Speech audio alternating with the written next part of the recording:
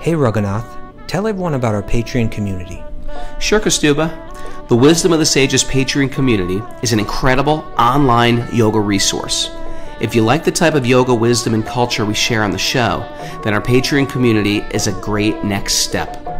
This is a listener-supported podcast, and any level of sponsorship will unlock a wide range of live and archived classes, talks, and even workshops. Raghunath teaches, I teach, and we have a host of other excellent teachers on topics ranging from yoga philosophy, asana classes, storytelling, Ayurveda, kirtan, cooking, meditation, and a lot more. We even have an incredible online Bhakti 12-step recovery group. So if you want to check it out, go to patreon.com/Wisdom of the Sages. All right, let's get it on. Om Namo Bhagavate Vasudevaya. Om Namo Bhagavate Vasudevaya. Om Namo Bhagavate Vasudevaya.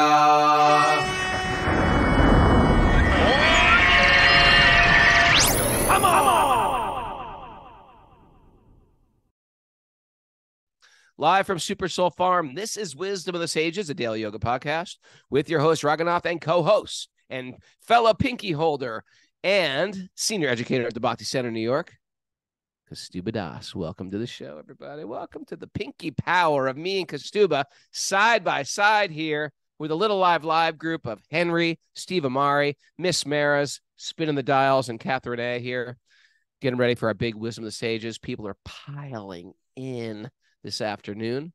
Looking forward to it. Kastuba, what's it like being upstate, Kastuba? You know, it was one of those old school nature experiences, you know, going out last night, sitting around the stone wall.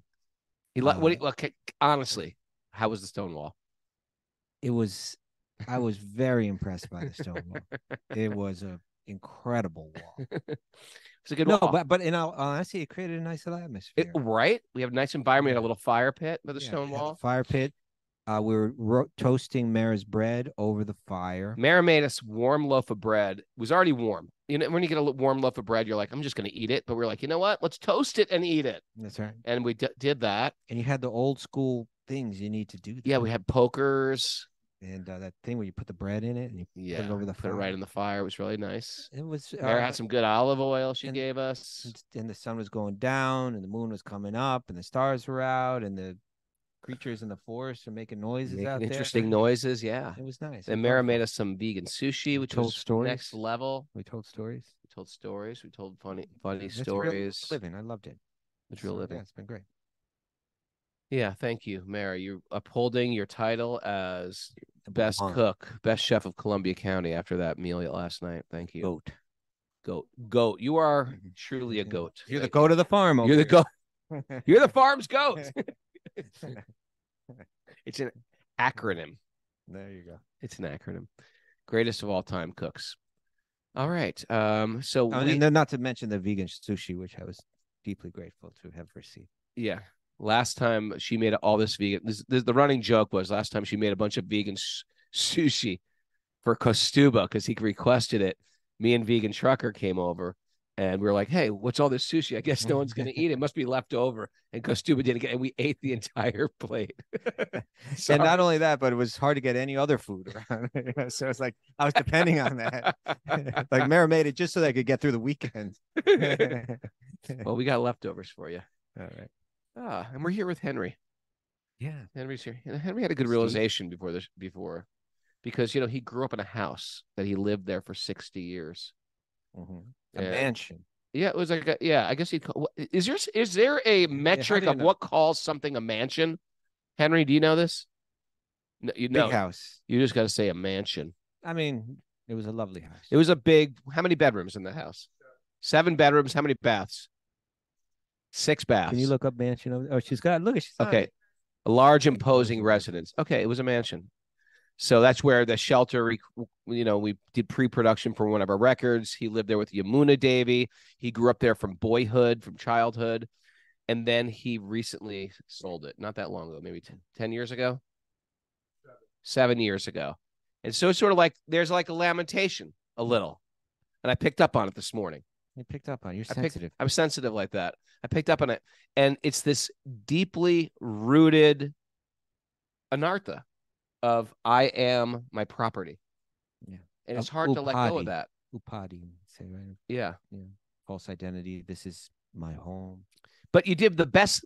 You did the best with it, Henry. You know, you housed and you took care of devotees while you had it. And it probably was sort of, it probably just helped you frame it out better when you had to let it go of it. Like, this is not me. The same thing must be happening when you leave your body. My flesh, my face, my beauty, my strength, my children. Then that's the third one. Okay. My children. These are the deepest. Probably my wealth, my children, my home, spouse, my spouse. If they're a good spouse, sometimes it's like, thank God, my spouse. I'm out of here. If they're a loving spouse, to let go of that spouse. But yeah, the deepest rooted false senses of identity. So anyone going around with a good marriage right now, it's hard. You know, live that. Now, if you've had a bad marriage, it's good.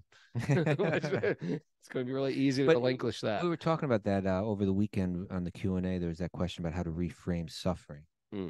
And so I think without having the spiritual perspective, especially for us, the Bhakti perspective, then all of these painful separations that time creates and, ultimately destroys, they must be so painful, so dark in a sense. They can be so depressing. Not only depressing, but like with a massive element of randomness. Like, why did this happen? Yeah. Why would she leave me or he leave me? Or why did my heart get broken? Or why did we lose all that money? Right. It was just a blip in the stock market. The real estate market crashed. Why? Why me? Everything was going so good. It was building at 15% every year. And then everything went down. And now I have to get out of here. And the Bhakti yogi, they know that ultimately I'm going to need to let go of these, and I don't do it so much voluntarily. So when it gets taken, then although even you may go through some, the heartache, the pain, but still, this is what I need. And life is short, and there's only a few years left. Yeah, I can accept it, and acceptance is something we're going to be talking about today. Even the nugget today, brother. Acceptance. It's also, another thing is like the beauty of the body. When you got to relinquish the beauty of the body. Was that hard for you when all of you are extreme? Says I'm not beautiful anymore. No, but is it? I mean, it's less as beautiful as you, Raghunath. It must be very painful when I was never starts to fade. It was safe to say I've never been that beautiful, and so I didn't have much to lose on that part.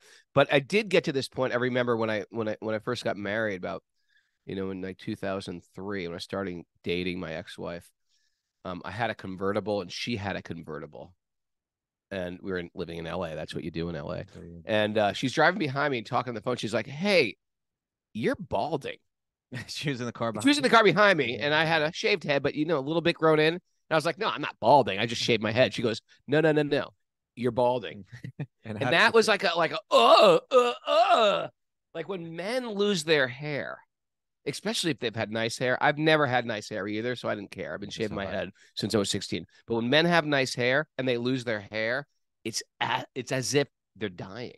Yeah, for some, I think. For some, yeah. What to speak of women? Women lose their hair too. It's the same thing. None of it's ours. It's not your hair. You can't keep it. So get used to it. Let it go. Let it go. Shave it off right now. Shave it off. Well, that's what I was saying. Like voluntarily, like you and I, we became monks and we voluntarily shaved our heads when we were young men. I shaved my head at 16. I just like didn't like my hair. Yeah, we're shaving our heads even before that. Yeah. But when you try to hold on, if you go, we need to go through life knowing I'm going to need to let go of everything. I'm going to need to let go of it. And then when Krishna comes and says, you know what, I'm going to speed that up a little bit because you may not let go. And you're like, ouch. Okay. And then, and before long, in a very short amount of time, you're grateful for it. You're like, this is what I needed. I'm still alive. I still can be happy, and I let go of it. I mean, now what's the next thing I need to let go of? You need to let go of it, and then you have a heart that's open for love because you're not hanging on to other stuff. Can I share something humiliating? As long as it's not the Calcutta book book fair Oh, story. It's not. It's another humiliating part of my life. But and I might have shared on the show before a long time ago, many episodes ago. But I remember that first thing, because when you're a brahmachari, if you're into fashion, and a lot of our people are very fashionable, you can, even the way I want to wear this baseball hat as opposed to this baseball hat, or I want to wear this like what other type of hat, close to this cool hat, whatever it is, wear your hat. Yeah, whatever you going through, looking at yourself in the mirror. We all have a sense of fashion and what is cool and what is not cool. And you have to give that up when you're a brahmachari, because what are you doing? You're wearing the same outfit the guy next to you is wearing. The guy next to you is wearing. The guy next to you is wearing. And it's not like, especially in New York in the 80s, it's not like it was very fashionable to wear a saffron dhoti. It was like, most people don't even get that it's part of a spiritual tradition. It was like, why are you wearing this big orange diaper, sir? And so anyway, I did it though. I put on the outfit, right? I, got rid of, any other layers of clothing. We got rid of our watches. If you're into watches, you have no watch. And I remember, and then I moved to Gita Nagri Farm. And I moved to Gita Nagri Farm. And the only sort of sense of false ego identity I have, where I have these like really nice, cool pair of high top Vans or something. And you thought they worked with the dhoti. I thought it was cool. I got the dhoti and the Vans. Cool guy with the cool devotee. I'm not just one of these ordinary guys. I'm a cooler devotee than them. Vans wouldn't have been so bad, but high top Vans. It was a thing then. Anyway, so I was like, I'm my sneak, and I thought to myself, you know what? This is nonsense. And I felt it. I felt like, okay, I've renounced. You knew it. I renounced the jeans. I've renounced the shirt. I've renounced. You know what I got to do? I'm going to go to the mall in Harrisburg and buy the crappiest pair of sneakers ever, just to get rid of my last attachment of thinking I'm cool with the cool sneakers. It's so funny because as we say these, it's like, who cares so much? But this shows how, some people are attached to Rolls Royces, or some people are attached to, expensive properties. Here, this is such a puny attachment. Pauper is proud of his penny. Yes. Why is my nose so itchy today? But anyway, so I did it. I bought the crappiest pair of sneakers, and I was real into sneakers my entire life. And then, it sounds stupid, but I put them on, and I just looked at them. And I was like, there's no way I'm wearing these crappy sneakers. And I put my Vans back on. I failed the test. That's my humiliating story. That wasn't so bad. It wasn't so bad, but okay. Hey, we got to get on with this nugget here. That was important stuff. But okay, this nugget is about acceptance, and I think it'll play into all of this. Acceptance is the key. But why don't we check in with Mara sets you free? Mara, what's going on over there? Welcome, Mara. Hi. Best cook in Columbia County, and the best.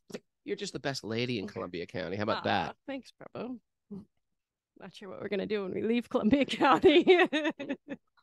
Sort of a narrow region. Announcements today. We got back to recovery group meeting at 12:30 and at 1 o'clock. And Cult of Cain, Josh Kane's asana class for our Patreon members at 10:30 a.m. this morning. Thank you, Patreon people. Appreciate all that you do. Patreon.com/wisdom of the sages. If you like what we're doing, remember to like, share, comment, all these. Subscribe to all of our platforms. Okay. All right. Here's the nugget here. You ready? Yeah, who's it from? This is from your friend and mine, Marcus Aurelius. Roman emperor and Stoic philosopher. Accept the things to which fate binds you. It's a good one right there. Accept the things to which fate binds you. It means you're not going to change it. Acceptance. Acceptance is the key that set me free. Okay. Boom. That's not him. That's you. No, that's me. Okay. That's me. Start it again. Accept the things to which fate binds you. This ain't going to change. Okay. I accept it.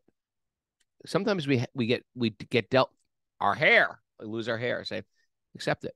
Well, I'm going to fight it. I'm not going to comb it over. I'm not going to wear a wig. I'm just going to accept it. Otherwise, I'm frustrated and I can't change it anyway. It's heartbreaking. And love the people with whom fate brings you together. But do so with all your heart. Okay. It's a good one, huh? Yeah. Oh, Love the there's three people with levels to whom this. fate brings you together. Okay. Yeah. There's 3 levels. So here's the deal. You and me are in each other's lives. We've been in each other's lives for at least 35 years. And we didn't even plan it. I mean, the podcast has sort of been planned, but you and I have been like in and out of each other's lives for 35 years without planning it.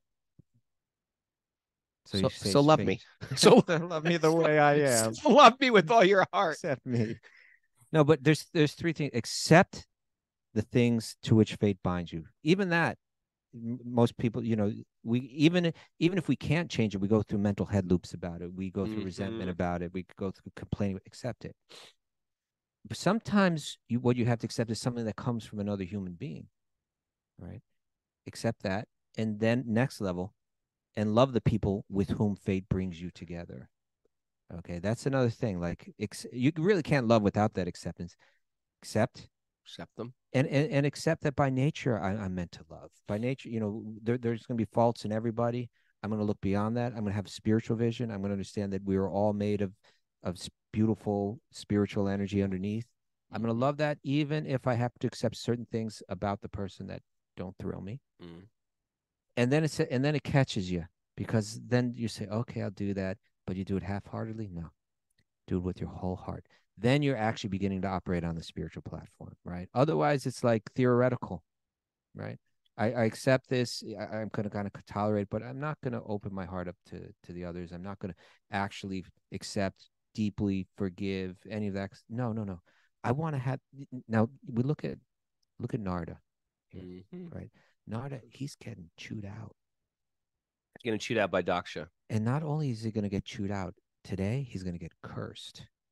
And we say, okay, whether you believe a curse, it's very interesting. I wonder how these curses work. I think curses work. Okay, but he's gonna get cursed. But whether it's like some mystical curse, or whether someone just does something to you, does put some kind of, basically what the curse was is he's gonna put some kind of limitation on him, put some kind of imposition on his life. I think language is so powerful, it can be a curse. Like if you have a parent that says something like, "You good for nothing kid, you'll never amount to anything." You get a parent that talks to you like that, you start to own that. Okay, but even let's set aside. You're saying a mystical black magic curse. Well, I'm saying no. Even a practical thing, like say from now on, I'm not talking to you anymore. Like that's the kind of curse. Or from now on, I'm taking away your privilege to do this or that. I mean, whatever it is. Okay. What Daksha does to Narada, he said, "I curse you that you can't stay in one place for any amount of time. You're destined to wander now." Like a nomad. He wasn't a wanderer before that curse. I wonder. He was. So, but now curse? That's like saying, I curse you to do a podcast. It's because he didn't even understand that Narada lives this way voluntarily. He was. Oh, right. He's a person that's he thought Narada was wandering around looking for a place to live. He wasn't. He didn't understand him at all. Don't you understand? I don't want a place to live. Yeah, like you want to be like me, who's got a big family and lots of kids and all this material wealth and all that. I curse you that you have to keep wandering. And Narada accepts. And not only does he accept, he bears absolutely no animosity towards Daksha. He accepted it. He loved who fate brought him together with, and he did it with all his heart. So we're going to get into that today. But this is key. As did not take offense. He did not. He didn't take offense. He didn't have any resentment. That's our lesson. That's our takeaway today. How can I live in this world without taking offense? Even if someone deliberately curses me and is trying to like wreck me, how can I not take offense? People are looking to be offended lately, right? They're looking to be offended lately. And as spiritualists, as practitioners of yogis, if we want to become real yogis, if we want to become like Narada, we're going to see that these examples are given to us throughout these sacred texts, throughout these shastras. And there's common hurdles that come up for all the yogis. You'll see it practically in the histories of all of their lives, that at a point they are, and these spots are highlighted for us repeatedly, that there are times where they become criticized and unfairly criticized, right? Unfairly condemned, unfairly criticized. It's standard. We should expect that if I want to be like them, if I want to be deeply realized, deeply spiritual, deeply loving, if that's what I want, then I can expect that I will also go through that experience, and it'll be I will be tested in terms of how I respond. And really, in learning how to respond by them, that's where the growth is, right? Because even though we're tempted, like, but there's, in my case, it's different. But no. Tell you, I'm gonna show them. Yeah. But to learn to accept, to learn to forgive, to learn to love, even to really learn to do that, we have to learn to do that in the places where it's not easy. Because to really be saintly, you have to let go of revenge, spite, all of that, right, and resentment. And if we don't, we can't actually deeply experience spirituality. It will remain inaccessible to us because our mind is distracted and absorbed in temporary petty things. We have to choose what it is that we want to embrace and absorb in our life. And if we choose to get caught up in the petty stuff, which from the spiritual perspective, it's all very petty, then we'll never be open to receiving deeper spiritual insight, deeper spiritual experience. It will remain behind a wall for us. We won't access it. Yes. So Narda's the example here of he's setting an example for. He does it repeatedly. We're going to see it play out today. All righty, it's good. Let's dive into this sweet honey pot of nectar. All right. Narayanam namaskritya naram chaiva narottamam devim saraswatim vyasam tato jayam mudirayat. Before reciting the Srimad Bhagavatam, which is our very means of conquest, one should offer respectful obeisances to the Supreme Lord Narayan. Unto Narayan Rishi, the supermost human being, and to Mother Saraswati, the goddess of learning, to Srila Vyasadeva, the author. Nasta prayesh vabhadreshu nicham bhagavat sevaya bhagavati uttama shloke bhaktir bhavati naishtiki, by regular attendance in classes in the Bhagavatam and by rendering service to the pure devotees.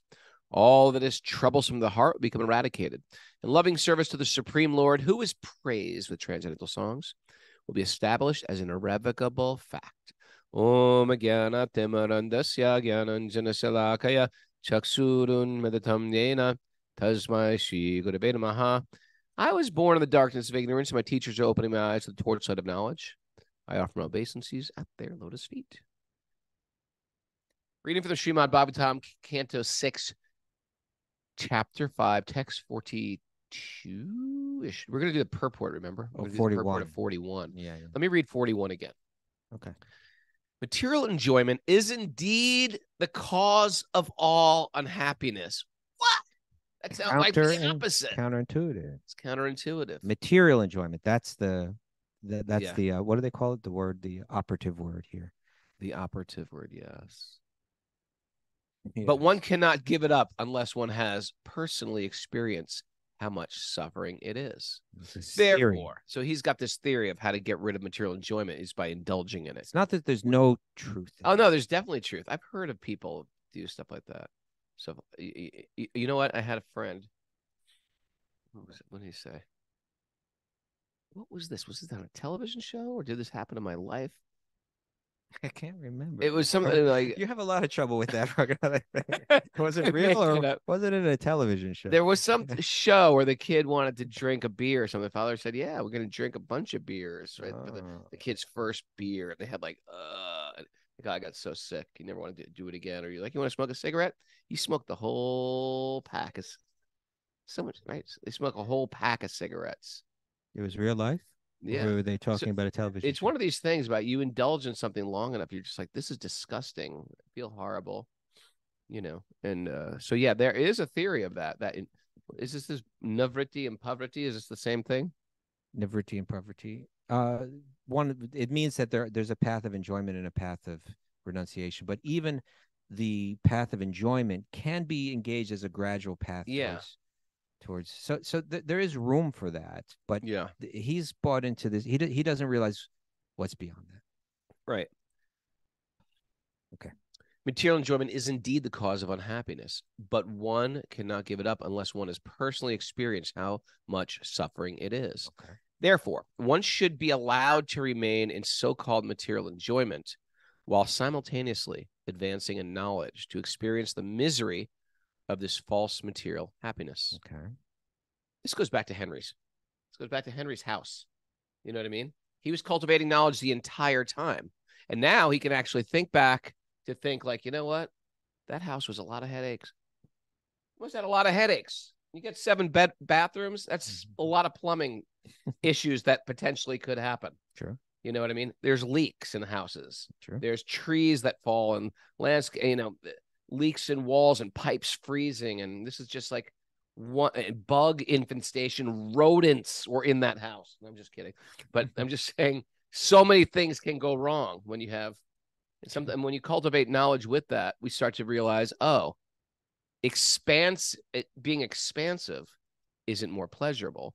It's expanding being by simple. suffering. Being simple is more pleasurable. Okay. And you may only learn that. Someone might only learn that through the experience. So there is some truth in it. He's just embracing this as the full truth. Sure.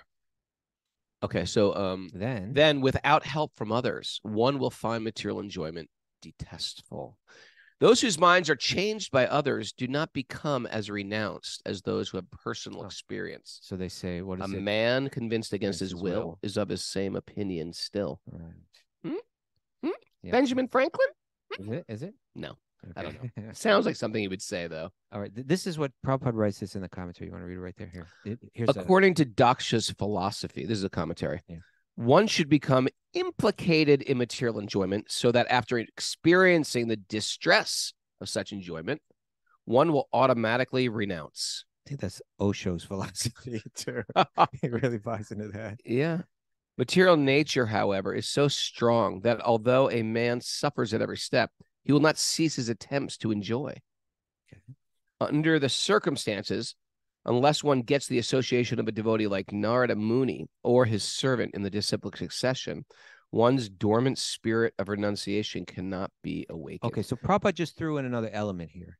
He's saying there is some truth to the idea that if we're cultivating knowledge alongside our material enjoyment, then we begin to understand more clearly the miseries that material enjoyment brings.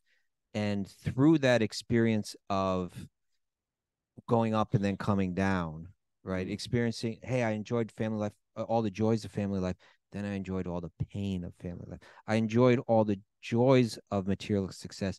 And then I experienced all the pains of material success. Through going through that, if parallel to that, we're cultivating knowledge, diligently, then we do grow through that experience that's there. Prabhupada and Daksha is saying that's the only way. Right? That's the only way to let go. Not the only way, but yeah. And now Prabhupada's throwing in another element in that last sentence. He says, add a devotee to the mix. That's the point. That through devotion, one can let go as well. When you feel, in other words, one thing is to say, oh, I felt pain, I had to let go. But another thing is to say, oh, I saw something more pleasurable on a spiritual level. I let go to embrace something higher. So the devotee actually sheds light on the situation for us walking around bumping into walls. There's this great saying that we've quoted before. It's like the sadhu. The sadhu will the sadhu, if you're comfortable, he'll introduce discomfort. Yeah. When a person's distressed, a sadhu will make him comfortable. Like, oh, you're going through a hard time, Kastuva? Yeah. Oh, that's okay. It's going to work out okay. Don't worry. We give comfort to the distressed, the comfortable. And those who are comfortable, we show them how we point out how distressful material existence is. Okay. You make them a little uncomfortable in that position. Yeah. Are you comfortable? Oh, give it time. Okay. So they give comfort to those that are in distress, and they give a little discomfort to those that are in the comfort. I get it, brother. Yeah. That's like when you read a book and like the material world's an ocean of misery.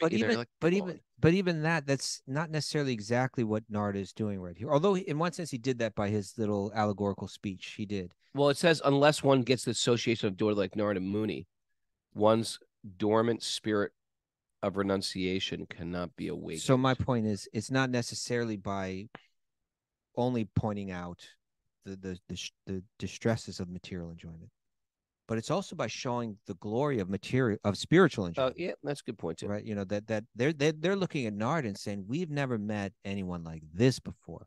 We've never met anyone with deeper insight. We've never met anyone with deeper joy in their life. This person has something that I want. It's not even that they had to experience. They got there. They got where they needed to get. they got where they needed to get just by his example. And Daksha say, no, they gotta enjoy and suffer. But no, they didn't. No, they don't. They got inspired. They got spiritually inspired by Narada's love. Case in point. Yes. People going to come to the retreat this weekend. Okay. We don't know what the weather is going to be. Usually when you go to a retreat, you're like, oh, okay, it's going to be 90 degrees. It's going to be 80 degrees. We're going to go swim. You got a plan of how to, and then if there's rain or snow or cold, then you bug out. Okay. So we're looking at the weather report. We're like, is it going to be cold? Is it going to rain? Is 40%? What does that mean? Is it going to, no one's going to care. People are going to get here, and we're going to hear and chant, and it's going to be glorious. And we're going to associate with devotees, and it's going to be glorious. And if it's warm, we're going to be outside doing it. If it's cold, we're going to be inside doing it. And that is just how it goes, because it's not going to be determined on any external thing. It's going to be an internal thing. We're going to have kirtan. We're going to hear and chant. It's going to be wonderful. By the way, Rupa and Kumari are coming. They're good two of they're kirtan powerhouses. Super Kumari psycho. Blown my mind sometimes. I mean, like, I always knew she was good. No, next level stuff. But then one time recently she was singing us. I was like, whoa. I was like, whoa, that's another level. She's one of these people that you get, spending time growing up in South India, learning Bharatanatyam dance. She has like a natural, she's probably from South India in a previous life or something. She's got a natural inclination to those to the details and to the science of those arts. And so when it comes to singing it, you also feel it. You can close your eyes and it sounds like a woman from South India singing. Sure. It's powerful though. They played on the Raghunath Krishna Kirtan CD. They just yeah. showed up at the 11th hour, like sat down and just started. And they, by the way, there is a Raghunath Krishna Kirtan CD. Get it on Spotify. Raghunath Krishna Kirtan is called. Plug, okay. That's a little plug, but he's an incredible singer. I mean, first of all, he's an incredible musician. So he plays mridanga like no other. But then when he sings, it's next level stuff. Yeah, so I'm excited for them. Okay. So why don't we continue with this? Right. So that was my point. Why don't you read that sentence? Under the circumstance, unless one gets association of a devotee like Narada Muni or his servant in disciplic succession, that's you. One's dormant spirit of renunciation cannot be awakened. Dormant, yeah, it's there. It's there. It's dormant. It's sleeping. So Narada awakened it. He didn't have to. They didn't have to go through Daksha's program. Okay. It is not a fact that because material enjoyment involves so many painful conditions, one will automatically become detached. Okay, Prabhupada throws another consideration to my dear Daksha. It's possible that someone may develop detachment through enjoyment and then suffering. Mm-hmm. One doesn't have to do that if they get inspiration from a real bhakti yogi. But even if they do go through the enjoyment and suffering, it doesn't mean that they're actually going to develop detachment at all. Nope. No, not at all. They might just be frustrated and feel like, I got to work harder for material enjoyment. Did that happen? Probably. Then one needs the blessings of a devotee like Narada Muni. Then one can renounce his attachment for the material world. I'm over it. I'm done. Okay. You got to be on your deathbed going, I'm done. The young boys and girls of the Krishna consciousness movement have given up the spirit of material enjoyment, not because of practice, but by the mercy of Lord Sri Krishna, Sri Chaitanya Mahaprabhu and his servants. It's very significant because let's go into what Prabhupada's writing these commentaries at a time where even like if you approach what he was doing from the viewpoint of, let's say, an academic in the field of religion. Yeah. They were looking at him quite fascinated. Yeah. That, okay, in the 60s and into the 70s, there were a number of, quite a number of Indian guru-like figures bringing teachings of Vedanta, teachings of yoga to the Western world. Yeah. But when they looked at Srila Prabhupada, what he was teaching and looking at his followers, they saw something. There was really something to study, really something for them to dig into here on the level of religious studies, because first of all, he presented them in a way that was like so authentic, right? It really wasn't a personality cult. Right. If you ask the common people on the street, like, have you ever heard of the Hare Krishnas? They'll say yes. Have you ever heard of Srila Prabhupada? No.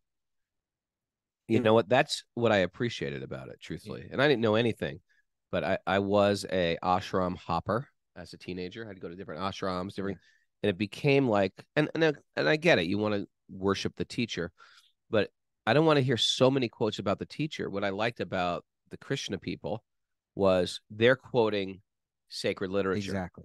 They're and they're saying, well, this isn't my, and they would preempt it by saying, well, this isn't my stuff. This is what it says here in this ancient book. This is what they say. I'm just a representative. I'm just representing it. You know, it's got really nothing to do with me. I'm just passing it on. So whereas, and I'm not trying to cast shade on everybody else, but many of those things were built more on personal charisma. Dynamic people. Yeah, personal charisma as compared to I'm handing you something from. Well, that's representing. You know, that's what sort of gets me with a lot.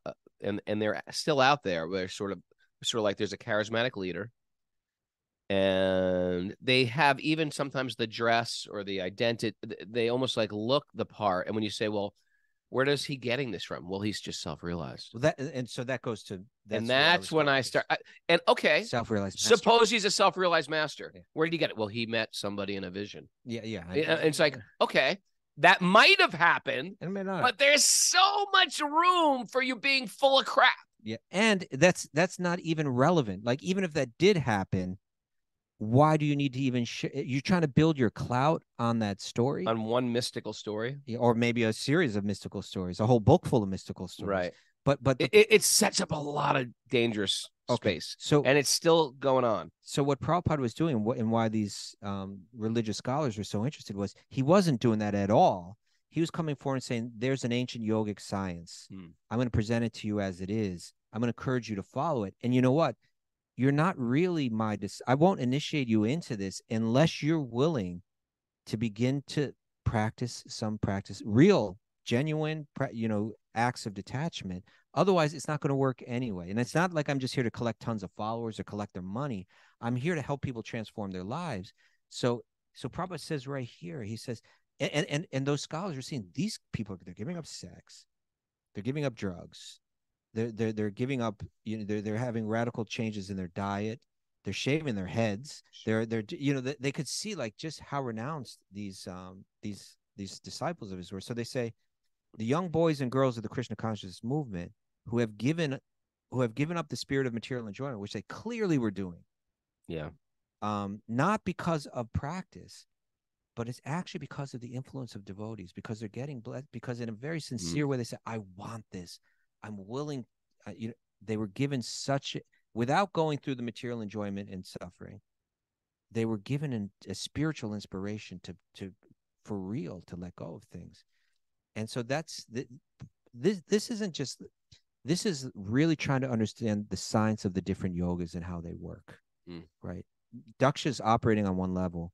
Narada is saying there's some truth in that, but there's a higher level that one can actually become fully materially detached, not through enjoyment and suffering, and not even through like cold turkey renunciation, but through spiritual inspiration, which is in the context of love, right? In the context of loving another, falling in love with God and letting go of everything else as a side effect of that love. That's how bhakti works. So so as the love increases, right, as that inspiration for love increases, simultaneously the detachment increases, not with an artificial effort, but just automatically. You can't help it. When you grab one thing, you let go of the other. I like that. All right, just a couple verses left in this chapter, Rogan. Now the verse is going to come. 41. Without Mara here scrolling up, 42. I'm lost. 42. Although I live in a household life with my wife and children, Daksha's saying this. Yeah.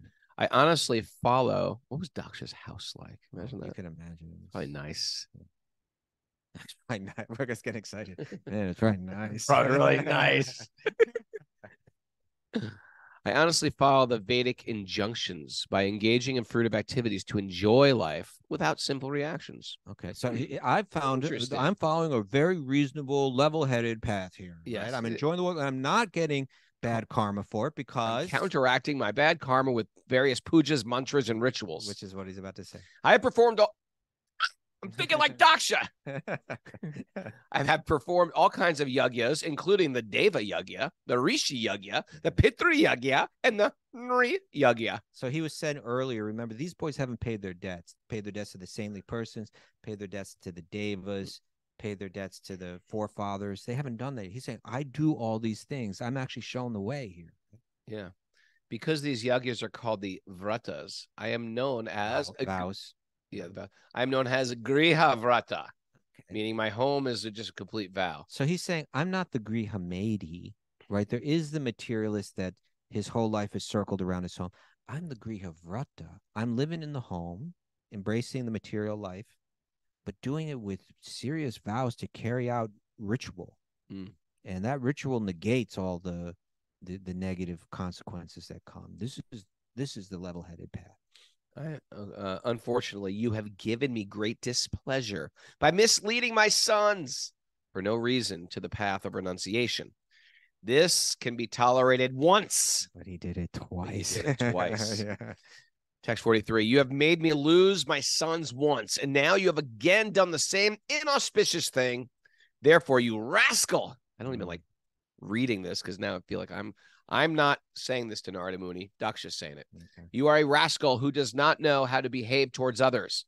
You may travel all over the universe, but I curse you to have no residence anywhere. Oh. He's lost it. He's lost it. It reminds me of the time I was upset about something because I got evicted from the house I was living before I had the farm.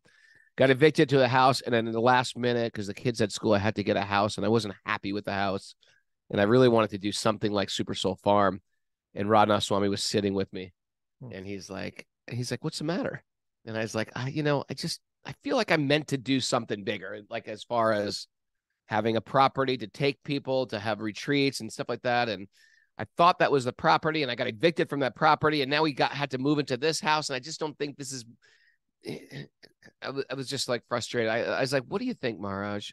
And he goes, well, you're asking a person who has no home whatsoever.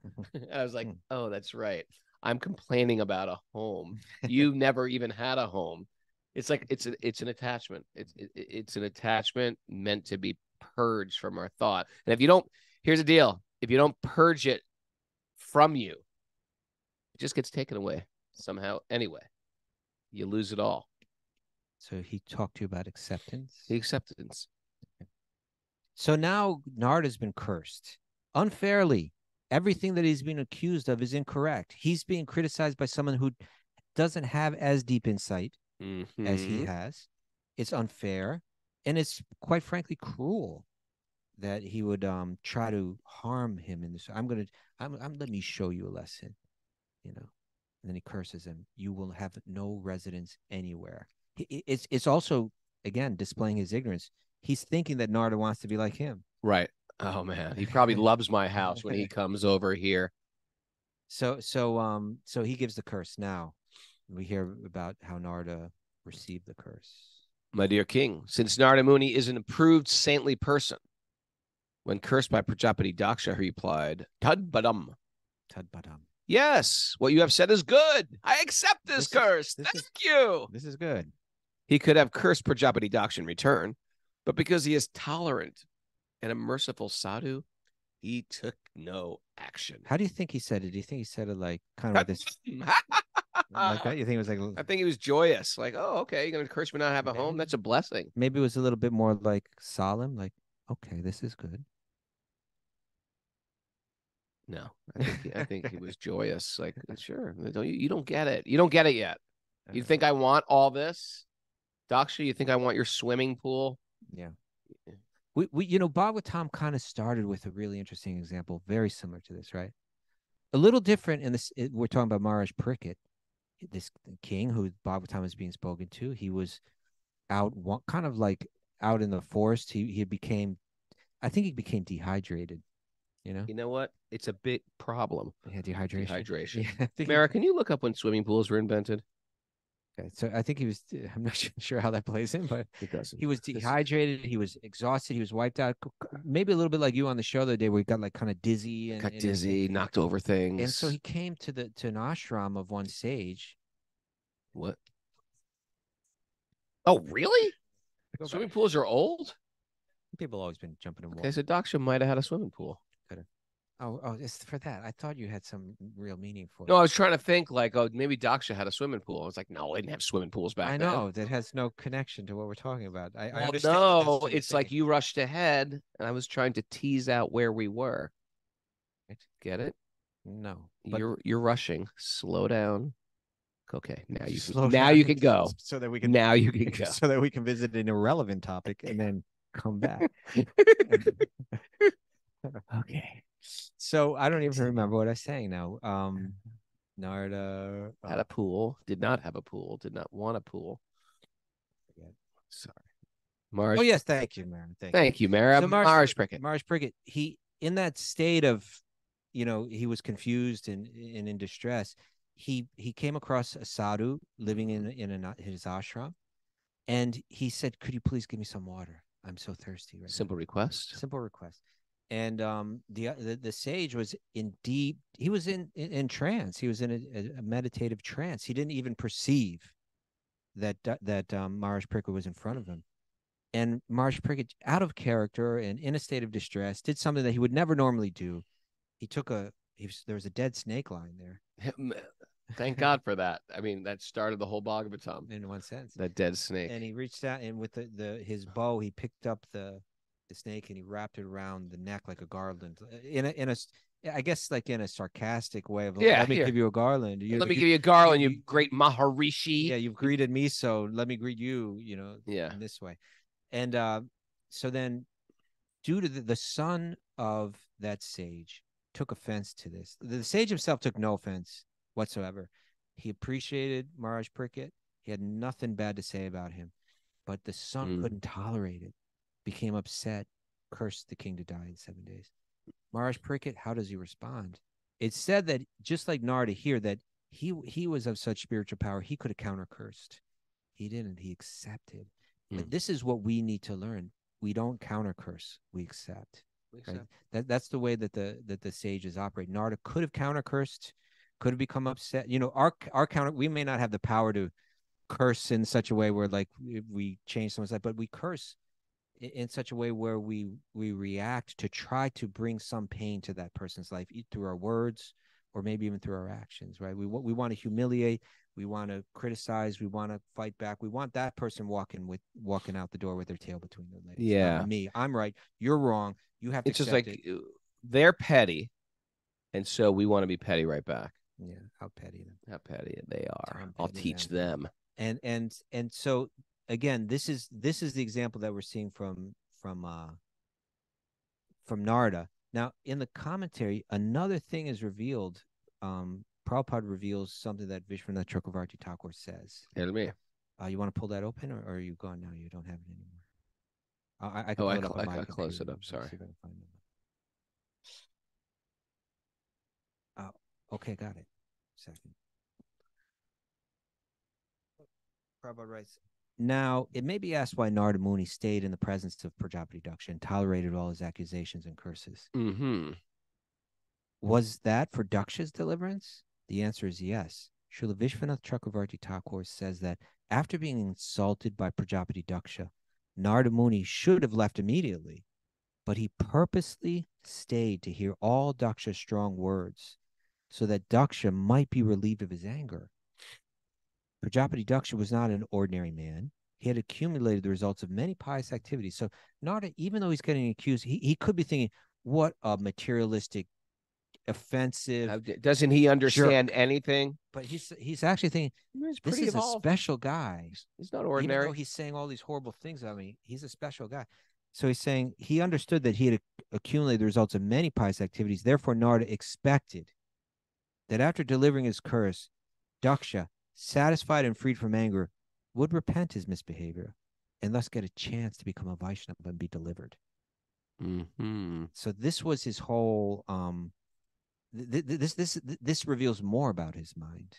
Mm-hmm. Imagine if we can tolerate the insults, tolerate the curses, tolerate the offenses, tolerate the impositions placed on our lives intentionally by people, if we could not only accept them, right, tolerate them, and not react, and even beyond that, and this is what makes Narada so special, is that he was still trying to operate for the good. Yeah, he was still seeing the good, zeroing in on the good. He was seeing the good and trying to deliver more good into that person's life.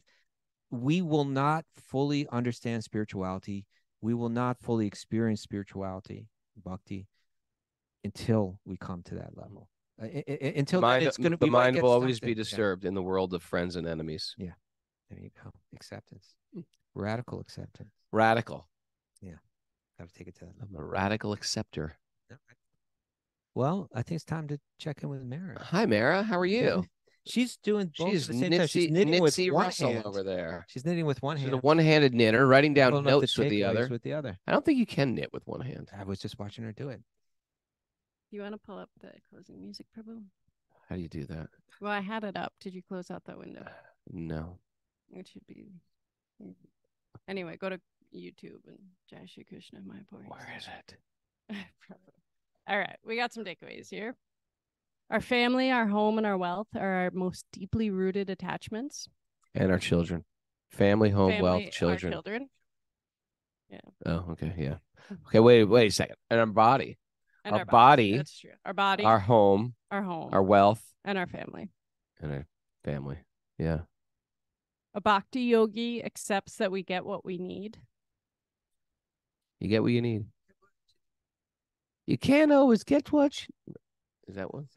Same song? Greg DeGase is singing it. It's like, yeah, they finally sang that song. Okay. Oh, okay. Yeah, I got you. Yeah, this one. Yeah, that one. Okay. Okay. There you go. It's not your hair. You can't keep it. Let it go. You can't keep that hair. Everybody. I'm going to grow my beard really long and comb it over a comb over beard on top of my head. All right. Don't counter curse, except in love. Don't counter curse. And if you ever had a counter in a diner, don't curse the counter or counter curse. How can I live in this world without taking offense? Yeah, that's a good question. Ponder that. Ponder. Get inspired by Narada's example. Yeah. As love increases, detachment increases naturally. Love, love, love. Love, American style. Truer than the red, white, and blue. Remember that? Answer. If you don't purge your material attachment, it'll get taken away anyway. Yeah, it's gonna. Yep. We won't fully experience spirituality until we have radical acceptance. Radical. And Narada doesn't want Daksha's swimming pool. Narada doesn't want Daksha's swimming pool. Narada doesn't care. He doesn't care if it's got a slide. He doesn't care if it's got a slide or a high dive. He could have said, I don't want your swimming pool, but he didn't even do that. I don't want your stupid swimming pool. Daksha definitely had a swimming pool. And it probably had a slide on it. How long did he have that goat head for? You don't know. The entire life? You don't know. Daksha. Want to screw around? Okay, you get a goat head. How about that? That could be a good takeaway. You want to screw around? You get a goat head. Want to make offenses? You get a goat head. Thanks, everybody, for joining us. Getting ready for the Wisdom of the Sages retreat. Our last retreat of the year. Except we're having a Seva retreat. If you're interested in the Seva retreat, email Mara. That's right. At wisdomofthesages108@gmail.com. In today, this morning, second weekend of November. Those are fun, too. Those are very fun. And also, I'm going to see a bunch of you guys in India. Looking forward to that. We're going to see some of you guys in India for Wisdom of the Sages retreat as well, coming up in January. Looking forward to that. And maybe a secret add-on where we go to Mayapur. Maybe. Definitely. Definitely. That's happening. It's happening. I'm looking forward to that. Want to go to Mayapur? Go to the Flower Festival, go to Mayapur. Boom. That's a trip right there. That's a game changer. Why? You're in the Holy Dham. Yes. This is a special trip for people who sort of check the box. I love Lord Krishna. If you're in that category, if you check that box, I love Lord Krishna, that's a trip for you. Hope to see you there. That's it. So hanging out with the Stuba after this, we're getting the pillows. Pillow fight's going to start. We're going to feed each other breakfast. I'm going to have some fruit. I'm going to put fruit in his mouth. He's going to put some in my mouth. Yes. And we're going to break out the coconut oil and wrestle. When is he going to get tired of this? That's how they wrestle sometimes, some cultures. Yeah. If you got oil, you can't grab the guy. Get it? I get it. Get it? If I thought that putting on coconut oil would prevent you from grabbing me, I might actually do it. I'm sliding right off. I'm looking forward to it, Kostuba. What we're going to do today, we're going to dig some holes, plant some blueberry bushes. Oh, that's nice. Yeah, we're going to get the rototiller. We're going to plant some wildflowers. What do you think about that? That's a great idea. Uh-oh, look at road rage. Got the pillow fight picture. picture. The blueberries things because they grow like crazy. So they hardly require any kind of maintenance, right? It needs acidic soil. That's it. Hey, Lord Pag.